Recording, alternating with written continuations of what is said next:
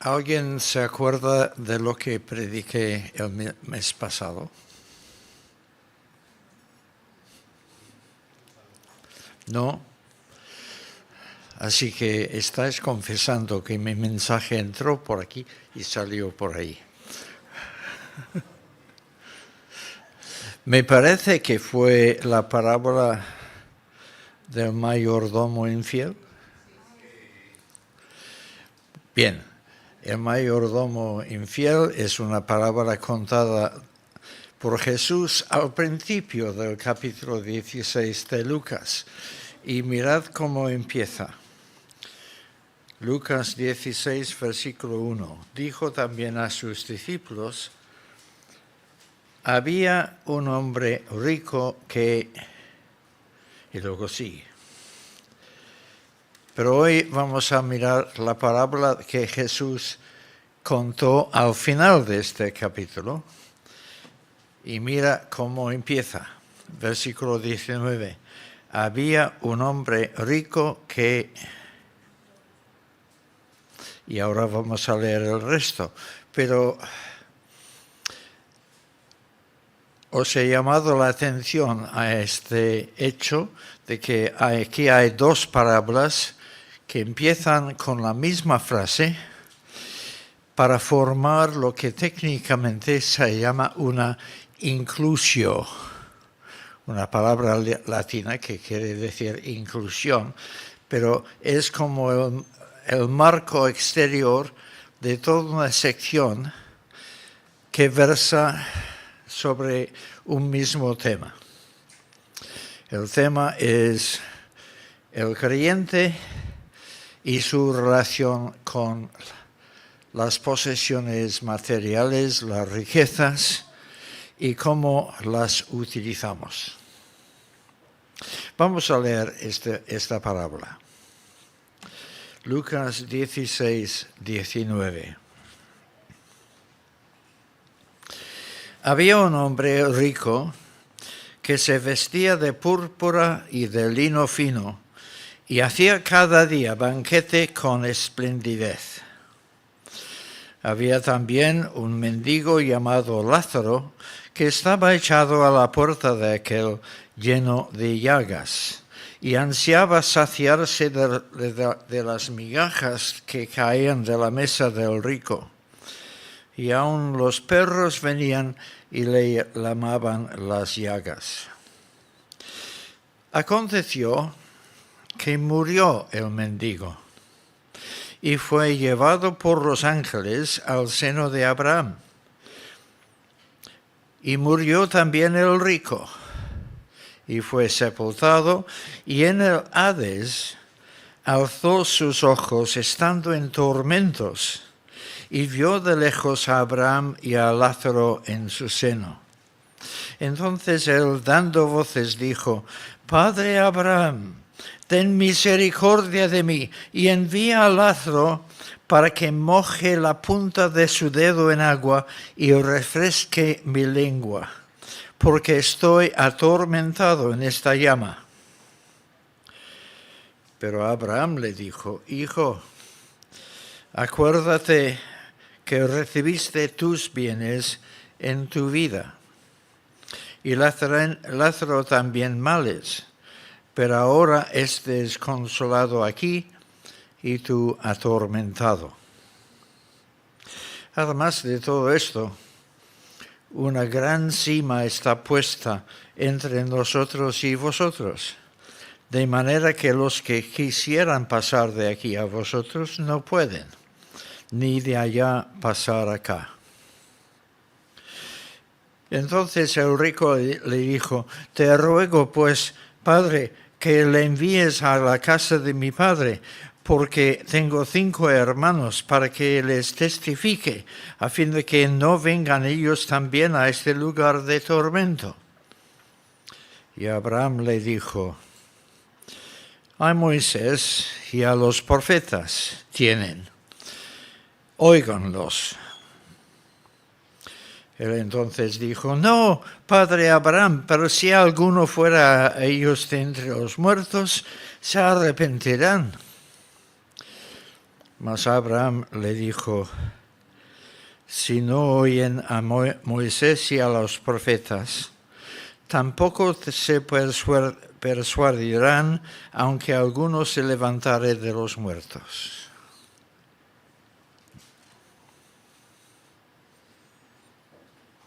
Dos hombres se mueren. Y después de morir, cada uno recibe una tremenda sorpresa. Un hombre ha vivido una vida muy miserable. Es un hombre muy pobre que no tiene suficiente para comprar comida y tiene que mendigar a ver si alguien le da algo. Pero además está enfermo, probablemente lisiado, y no puede defenderse. Y su gran sorpresa es que al morir se encuentra en el seno de Abraham. Ahora, esta no es tu esperanza, ¿verdad? Nosotros, los creyentes del Nuevo Pacto, esperamos estar con Cristo, lo cual es mucho mejor. Pero Jesús está hablando antes de su propia muerte y resurrección, conforme a la esperanza que tenían los judíos de aquel entonces. El hombre rico, sin embargo, cuando se muere, se encuentra en el Hades, que en este caso es equivalente del infierno, porque se dice que está siendo atormentado, grandes tormentos.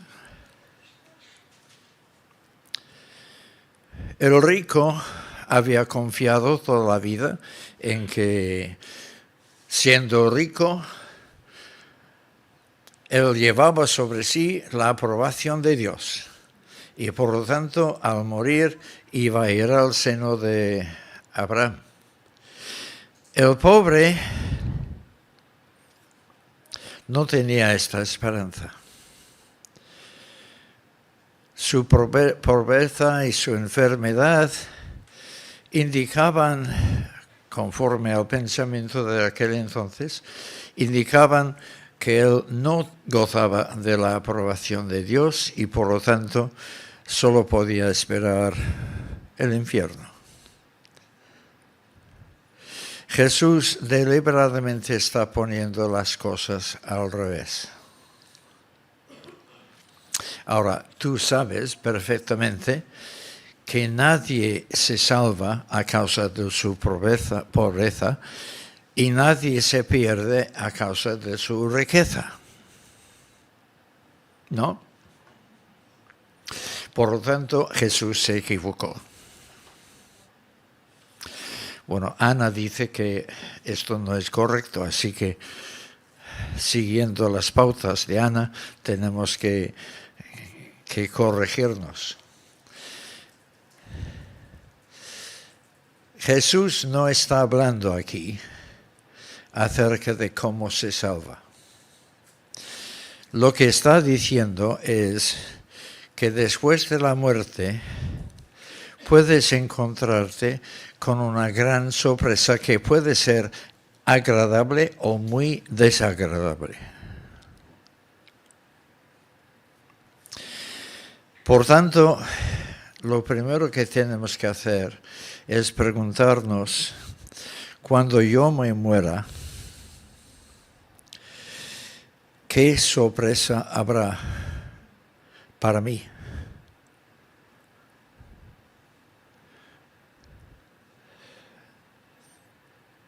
Si tú eres creyente, deseas que en aquel día el Señor te mire sonriente. Observad que casi todas las canciones que cantamos, y habla del rostro de Jesús, habla del sonriendo, nos dice cosas. La sorpresa desagradable es precisamente que no nos sonríe. Pero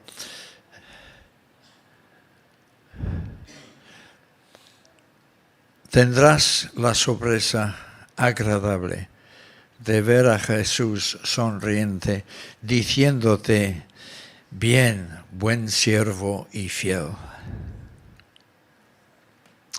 O tendrás la sorpresa desagradable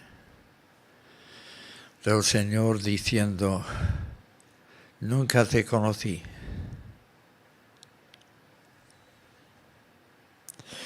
El tema es muy serio. Vivimos en un mundo que no hace caso alguno de estas cuestiones. No te dejes arrastrar por el criterio del mundo. Jesús quiere que tomemos muy en serio estas cuestiones y somos tontos de remate si no las tomamos en serio. Bueno, esta es la introducción. Ahora volvemos a la parábola para ver lo que dice. Había un hombre rico, muy rico. En primer lugar, se le notaba en la manera de vestirse, porque se vestía de púrpura. Ahora puedes comprar ropa de púrpura en el mercadillo, pero en aquel entonces la púrpura era un tinte muy, muy caro y solo los más ricos podían vestirse de púrpura. De hecho, normalmente se utilizaba para vestidos reales. Así que este hombre lleva lo mejor que había. Luego se vestía de lino fino. La púrpura es ropa externa, lino fino es ropa interior. También era la mejor calidad de aquel entonces. Se importaba desde Egipto y, claro, la importación en aquel entonces significaba un precio muy alto. Así que tanto en su ropa interior como en su ropa exterior era un hombre rico. Luego se nota en su comida, porque hacía cada día banquete con esplendidez. Ahora, normalmente la gente, y es un poco así hoy, pero más aún en aquel entonces, normalmente la gente solo podía llegar a hacer banquete en ocasiones muy especiales. Bodas, por ejemplo. Pero un banquete cada día, solo un multimillonario podía hacer esto. Y luego hay otro detalle. No solamente su vestido y su comida, sino también su casa. Pero dices, la casa no se menciona. No se menciona la casa, pero hay un detalle. Se dice que Lázaro estaba echado a la puerta del rico, y la palabra traducida puerta no significa una puerta como esta, significa una gran portada del tipo empleado en la construcción de templos o palacios. Así que este hombre se vestía muy lujosamente, comía de lo mejor cada día y vivía en una mansión grande. Aleluya. No.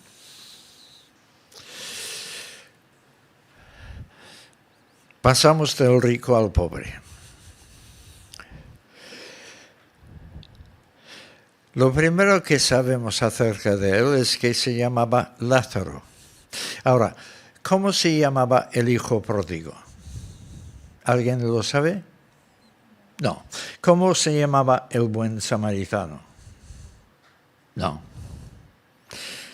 ¿Cómo se llamaba el sembrador?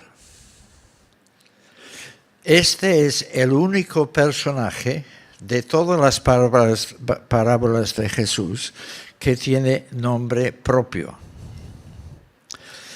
Y sospecho que esto es intencionado. Lázaro es la forma griega, bueno, es la forma castellana de una palabra griega, que traduce el nombre hebreo Eleazar. Eleazar significa Dios es mi ayuda. ¿Por qué da Jesús este nombre a este mendigo? Probablemente porque quiere que entendamos que a pesar de ser pobre, a pesar de estar enfermo, seguía confiando en Dios como su ayuda. Y esta es la razón por la que al final es salvo. No por su pobreza en sí, aunque Jesús también enseñaba que es más fácil que un pobre encuentre el camino de la salvación que un rico, porque el rico vive autosatisfecho, no necesita nada y por lo tanto no busca a Dios. Así que este pobre confiaba en Dios, porque Dios era su ayuda.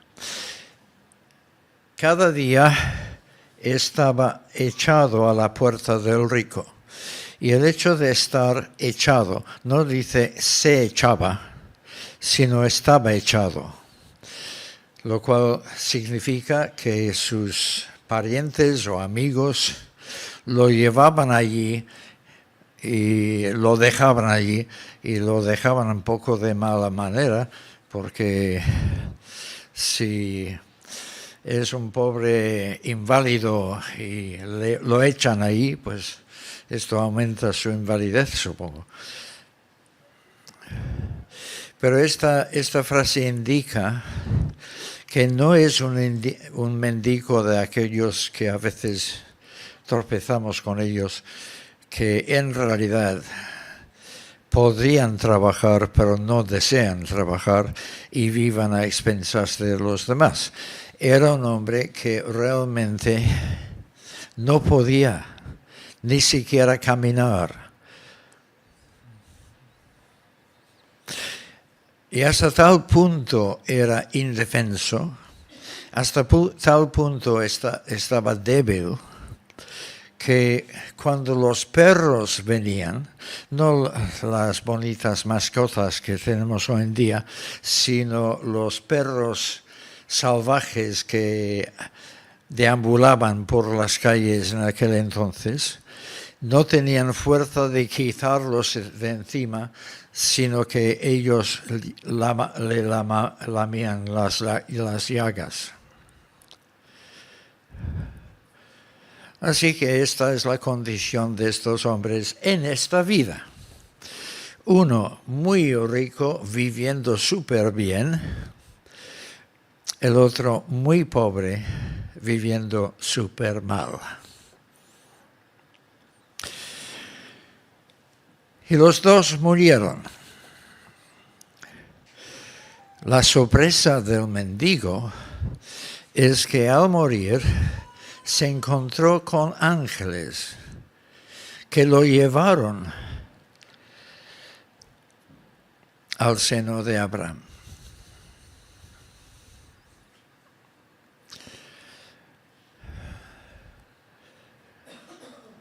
Nuestro deseo es que cada persona aquí presente, cuando se muera, se encuentre con ángeles que lo lleven a la presencia de Cristo.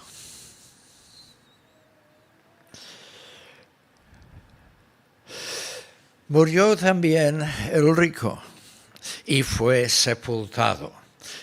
La sepultura del mendigo no es mencionada, probablemente porque su cuerpo fue echado a la fosa común, un don nadie, olvidemos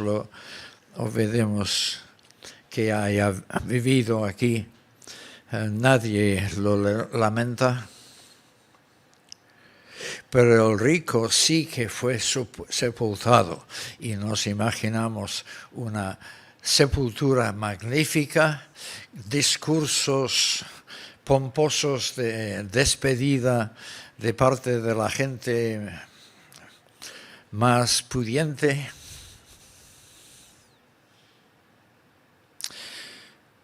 Pero más allá de la ceremonia humana, el rico se encontró en el Hades, en medio de tormento.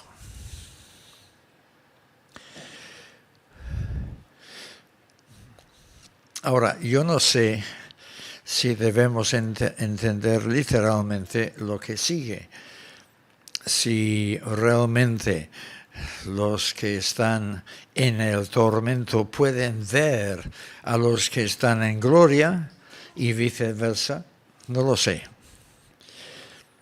Pero Jesús está contando una parábola y entonces el rico en medio de su tormento ve a Lázaro en el seno de Abraham. En el seno no quiere decir sentado en su regazo ni abrazado por Abraham. Significa que los dos estaban en un banquete.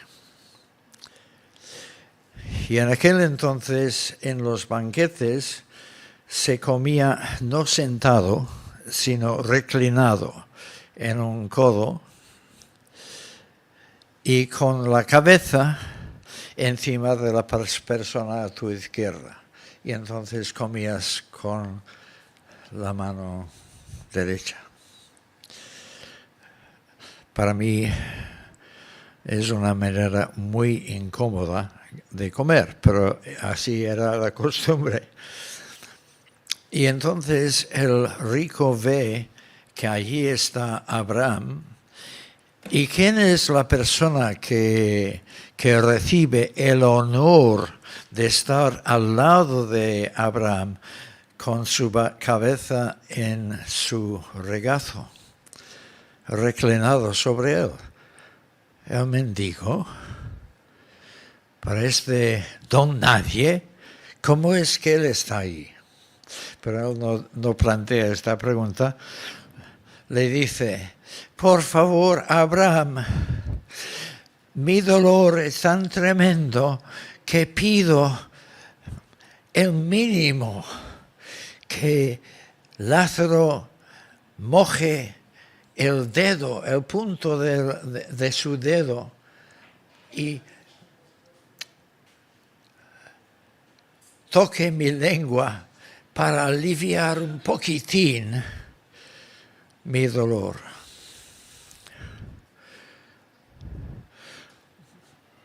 Esto no duraría ni medio segundo. Pero la idea es que el rico estaba tan desesperado.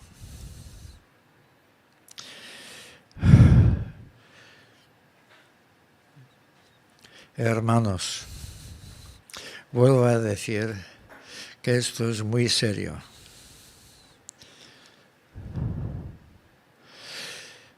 Busca la salvación mientras haya tiempo. No sea que te encuentres en el más allá con tal desesperación que desearía solamente que alguien pudiese mojar un poco tu lengua.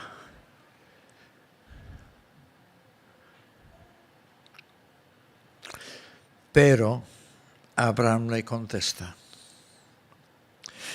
En primer lugar,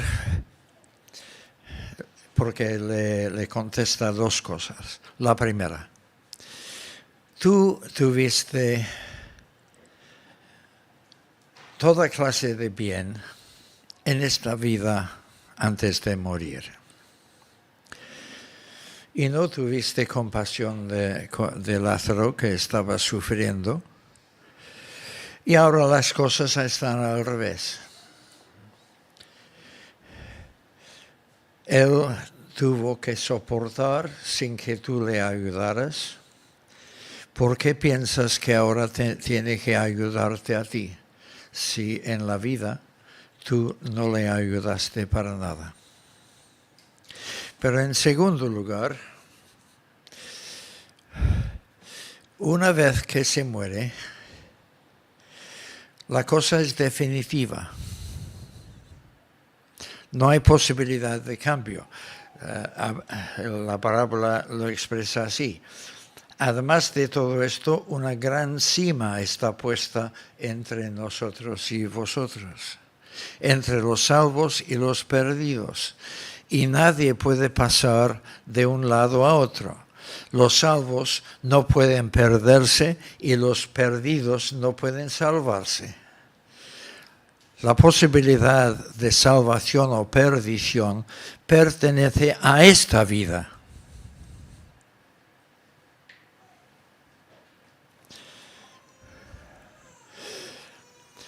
En el versículo 27 parece que el rico casi tiene una conversión, porque por primera vez en esta historia empieza a pensar en otros que no solamente en sí mismo. Te ruego que le envíes a Lázaro a la casa de mi padre, porque tengo 5 hermanos más que son tan egocéntricos como yo, también viven ricamente sin pensar en los pobres. Y Abraham contesta, tienen el Antiguo Testamento, Moisés y los profetas, tienen las escrituras, la revelación de Dios. ¿Por qué no prestan atención a lo que Dios ha revelado? No, mira, la Biblia solo es un libro, pero si alguien resucitara de los muertos, entonces sí que prestarían atención.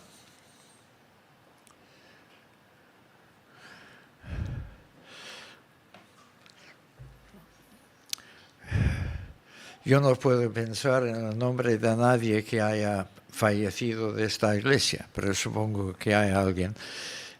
Imaginaos que en vez de predicar yo, él predicara. Y vosotros le conocéis y sabéis perfectamente que ha muerto, y aquí está predicando. Le prestarías mucha atención, ¿no? Mucho más que a mí.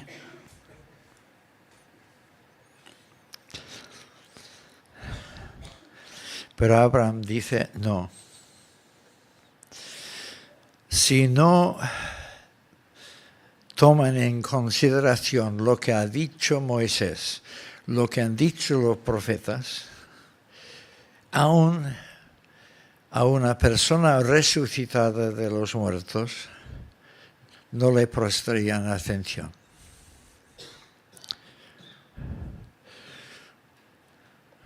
Hay alguien que resucitó de entre los muertos y vive hoy.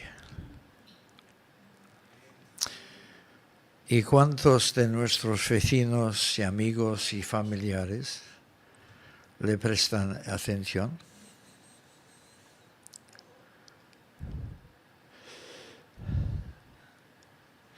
El testimonio está allí.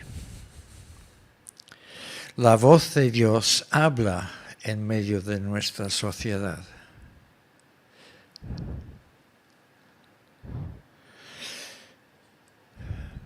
Pero muy pocos prestan atención.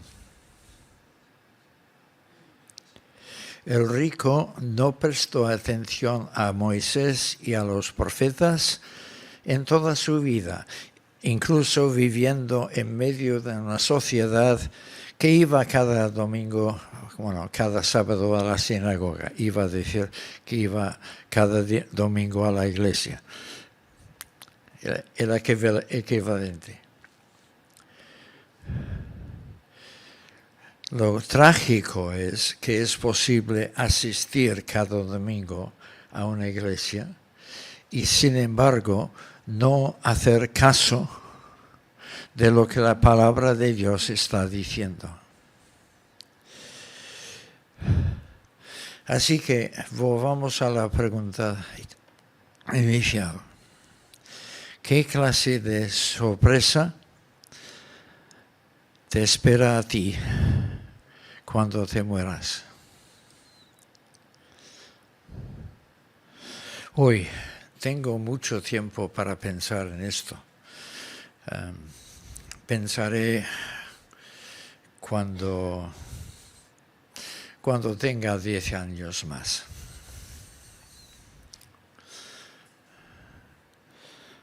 ¿Y quién garantiza que vas a tener 10 años más? Hoy, si oyes su voz, no endurezcas tu corazón. El Señor te está llamando hoy y hay que responder hoy. ¿Por qué acabó el rico en el infierno? ¿Porque era rico? No.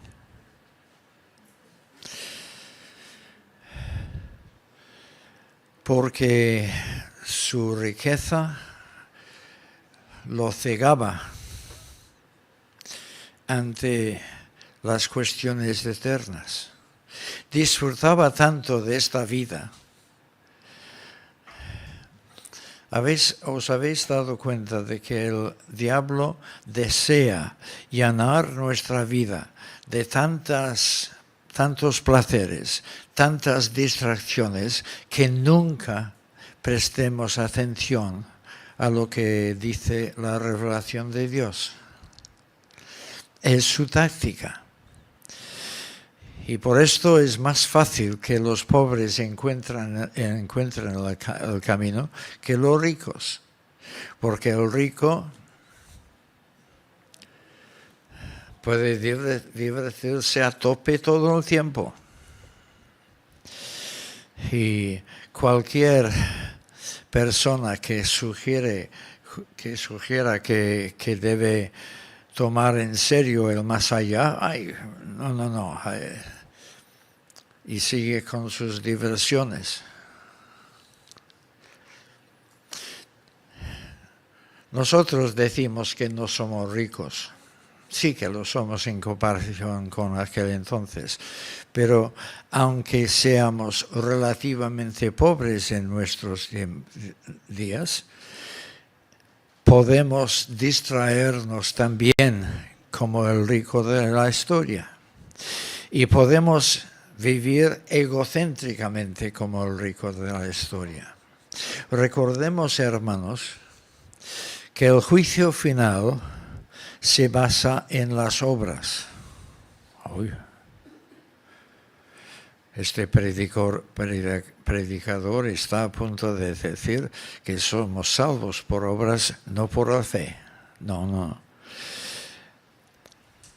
Pero la enseñanza del Nuevo Testamento es que la auténtica fe siempre se manifiesta en obras, en la manera en la que vivimos. No es solamente una cosa del cerebro. Y un hombre rico que desprecia al enfermo que está echado a su puerta da evidencia de no tener fe en Dios.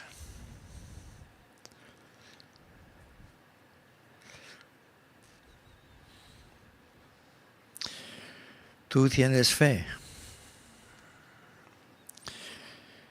Entonces que se vea en tu vida de buenas obras, en tu preocupación por los demás. Creo que más que menos todos tenemos que agachar la cabeza y reconocer que por cada pensamiento que tenemos para con otros, tenemos 10, 100, 1000 para nosotros mismos. Todos somos endémicamente egocéntricos. Pero la persona que ha nacido de nuevo por obra de Dios deja de ser egoísta. Empieza a preocuparse por los demás, a amar a los demás, a cuidarlos a los demás.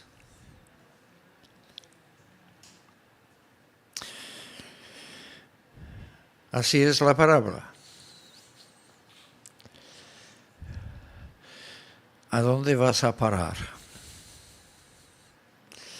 ¿En presencia de Cristo o en el tormento? El lugar de sufrimiento, quizás no tanto por las llamas, como por comprender que mi vida ha sido inútil, que he malgastado todo lo que Dios me ha dado y ahora me encuentro excluido de su presencia.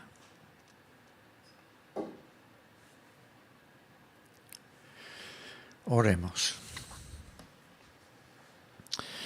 Padre, tu palabra es fuerte, pero muy clara, y nunca podemos justificarnos diciendo que no sabíamos.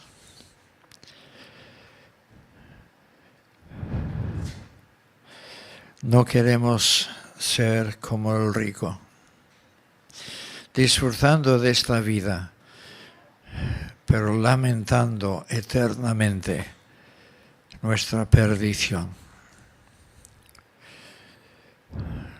No queremos ser como el mendigo tampoco, pero mejor sufrir terriblemente en esta vida y pasar la eternidad en la gloria tuya.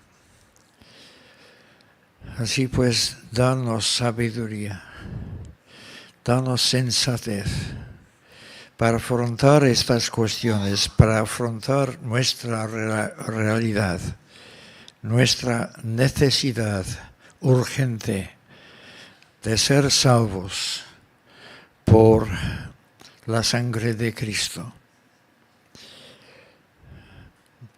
Danos entendimiento para entender lo que realmente está en juego en esta vida. Que la vida no es un mero juego, sino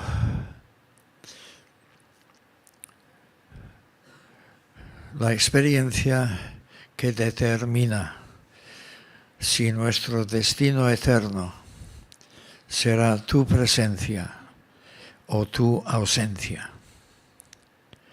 Ayúdanos a reaccionar a tiempo. Te lo pedimos en el nombre de Jesús. Amén.